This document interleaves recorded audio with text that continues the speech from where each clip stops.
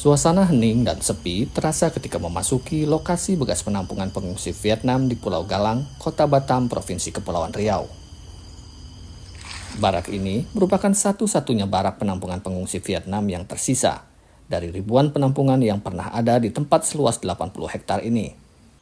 Barak mau ribuan, Pak. Cuman sudah sisa satu lagi. Yang lainnya sudah pada hancur karena dari kayu semua kan. Termasuk mes guru-guru, termasuk sekolahan.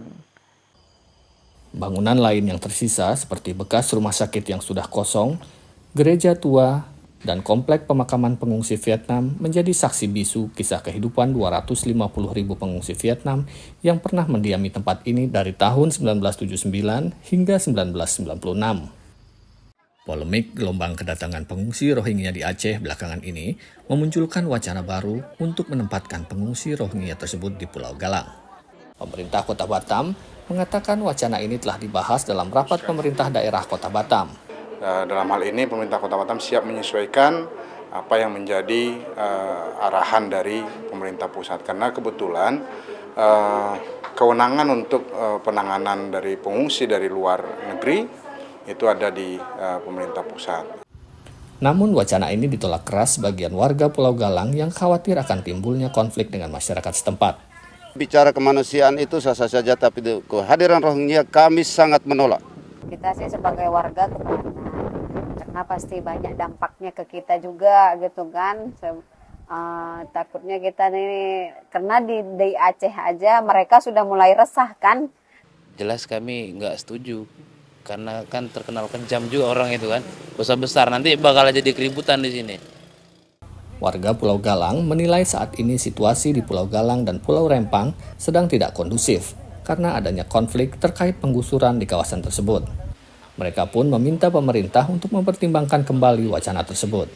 Kalau bisa dipikirkan lagi, soalnya kan kita tahu masalah Rempang ini belum selesai, datang lagi masalah baru. Nanti pasti bakalan ricuh.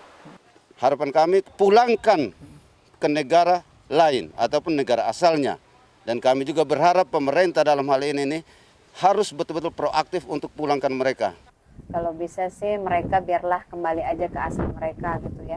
Jangan sampai ke Indonesia gitu. Jadi nggak ada dampak kita untuk kita sendiri sebagai warga asli Indonesia gitu kan. Kondisi ex-camp Vietnam yang kini menjadi objek wisata Memorials of Galang tidak cukup memungkinkan untuk dijadikan penampungan lagi. Kalau untuk pengungsi Rohingya masuk ke sini sudah nggak bisa Pak jadikan camp lagi. Kalau dulu ini daerah Pak terisolasi Pak, jadi belum ada jembatan, jalan di atasnya belum ada, cuma ada ini aja. Jadi masih bisa terjaga Pak. Kalau sekarang dibikin tempat pengungsi Rohingya, kasihan aparatnya Pak.